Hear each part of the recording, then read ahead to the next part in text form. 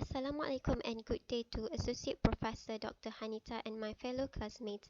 I am Nurul binti Abdullah MPP 201082 and today I'm going to present on the effectiveness of teaching phonics to teach reading. The content of my presentation would be first I will start with introduction, then I'll move on to the critical literature review, and at this part I've divided it into three subtopics which are phonics and its importance in ESL classroom, approaches to teaching reading, teaching phonics to teach reading, and the conclusion would be the latter part of the presentation. First, let's start with the introduction. So reading is a very complex task. This is because it involves letter-sound correspondences and spelling patterns and learning how to apply this knowledge in reading. This is based on National Reading Panel 2000. And to counter this issue, phonics is introduced. Phonics instructions traces the acquisition of letter-sound correspondences and use it to read and spell. Based on Airy and Roberts' 2008, children's alphabetic knowledge is a key predictor of letter reading success, and the National Reading Panel in 2017 also stated that phonic instruction is an effective approach of teaching reading for children from kindergarten to 6th grade and also for struggling readers.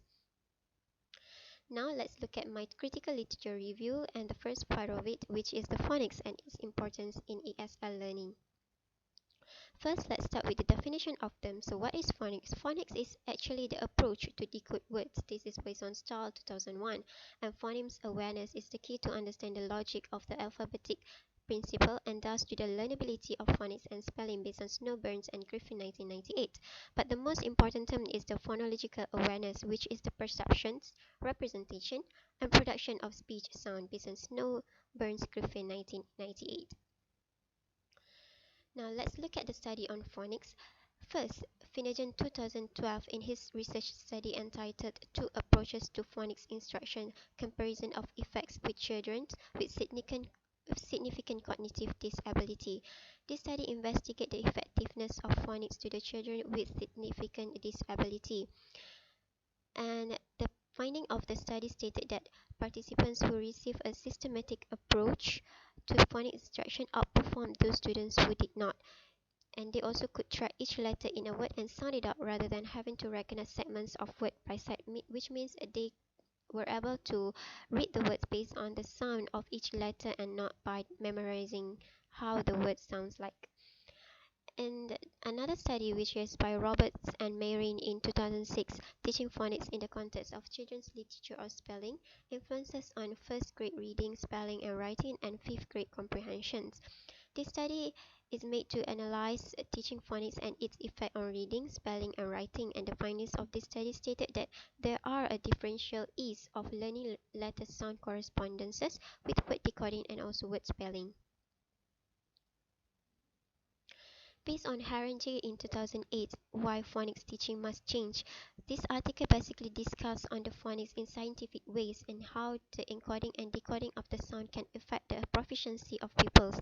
In this study, it's also stated that Airy in 2002, the foundation of reading is speech and how readers can look at thousands of words and instantly recognize their meaning through the sound. There is a study from Torgeson in 2004, which is the study on phonic instruction. One method focused students' attention on what their lips and mouth were when produce speech sound, and the other is where they introduced 40 phonemes and taught students to associate sounds with finger strokes on a computer keyboard to find the corresponding letters and to type dictated words and sentences. And based on this study, both groups showed significant gains in phonemic reading skills involve work ethic and also word recognition skill. However, a lot of researchers claim that phonics shouldn't be taught in segregation. This is also stated in the study of Weiss and Stiles in 2007 in his study entitled Synthetic Phonics and the Teaching of Reading, the Debate Surrounding England's Rose Report.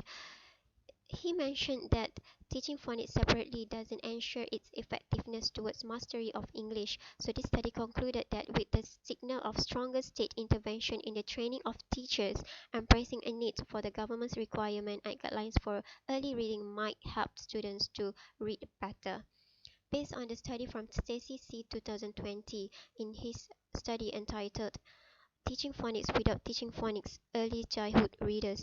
And the result from from this study revealed that teachers could define the term phonics, but they were unable to apply in-depth knowledge and articulate how phonics related to early reading, which means they unconsciously implement phonics in their instruction. So this investigation of teachers' beliefs found that early childhood teachers were less knowledgeable about phonics and literacy learning. But how about in Malaysia? Do our teachers know and or have a depth knowledge on phonics? Because from in Malaysian context, students year 1 and year 2 were always given 2 months to master phonics. However, it was done separately from other syllabus. In this case, it's up to teachers to teach phonics in various techniques, which sometimes it becomes a challenge for the teachers to ensure the effectiveness of the week spent for teaching phonics. And also, Malaysian government didn't provide adequate knowledge to the teachers on how to teach phonics. But however, as teachers, it was their responsibilities to learn and experiment with various techniques. Now let's move on to the approaches of teaching reading, the second part of my critical literature review.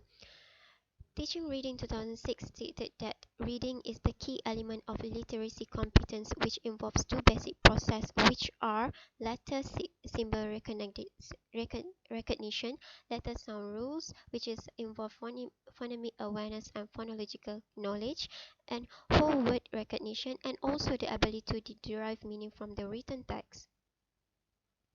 So from the study of Rasinski, Homan and Big in 2008, Teaching Reading Fluency to Struggling Readers, they stated that struggling readers need to learn reading through making sound, either from songs, movies, or mimicking, or by poetry. In the study from Stars and Hubeck 2005, also found greater than expect also found that the implementation of these of making sounds from songs, movie, and mimicking or poetry also found greater improvement in reading achievement. So it is evident that from this study, pupils can read if they are able to recognize and start formulating the sound of the letters. Thus, will help them to improve the sound of words through blending. Another study from Al Yusuf 2006 from his article Teaching Reading, he stated that young learners need to encounter the words few times to ensure the words make meaning. But this is based on the selection of reading materials and also interesting techniques applied by the teachers.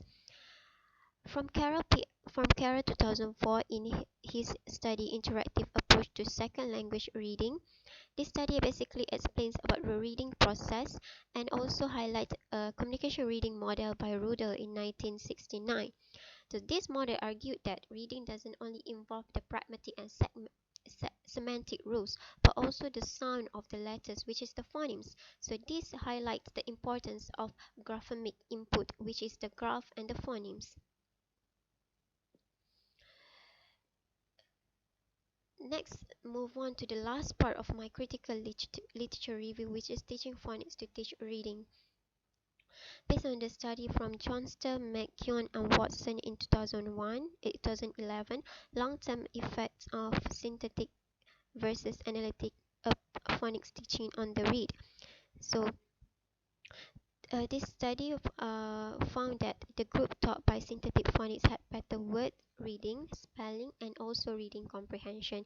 Another study that shows positive effect of applying phonics to teach reading is two approaches to phonics instruction, comparison of effects with children with significant cognitive disability.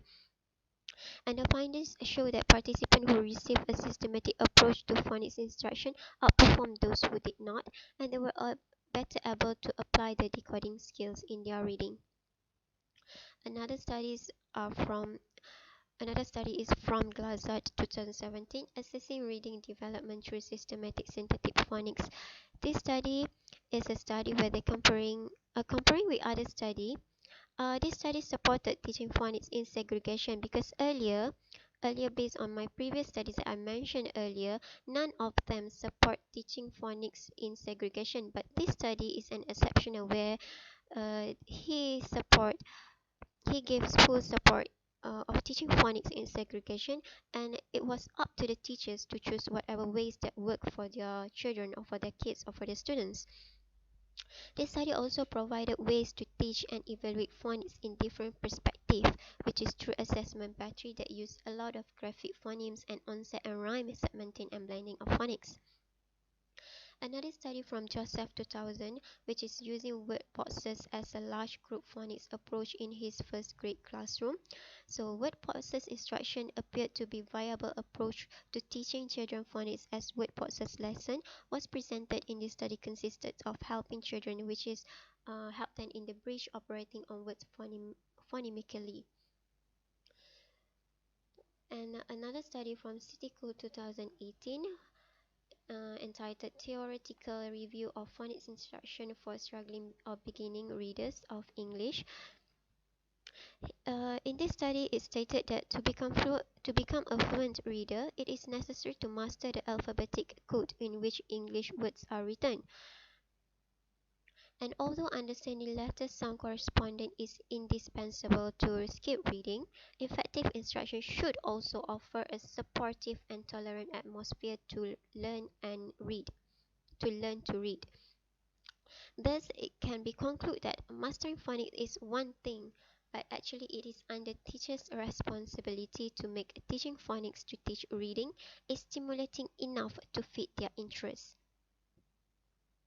So, for the conclusion part, based on the studies mentioned, I think we all can see that teacher always need to employ teaching methods, a good teaching methods in their lesson, not only reading lesson, by conscious or without conscious, they always implement phonics in their lesson.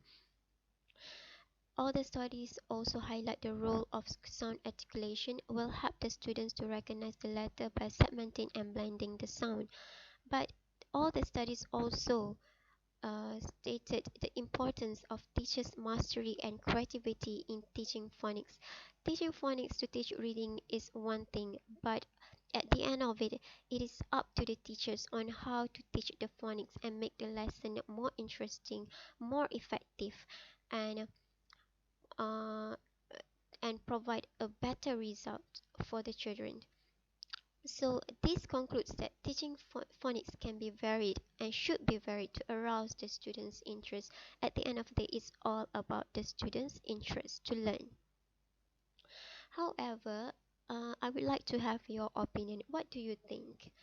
Because at the early stage to teach phonics to read, does phonics should be taught in segregation or should it be implemented in everyday's lesson or in the syllabus right away? What I mean here is if we see in the Malaysian context, at the early stage, readers need to spend two months to learn phonics, but in segregation. So, what do you think? Should it be implemented in segregations, or should it be implemented in everyday's lesson or in syllabus right away? So please leave your comment.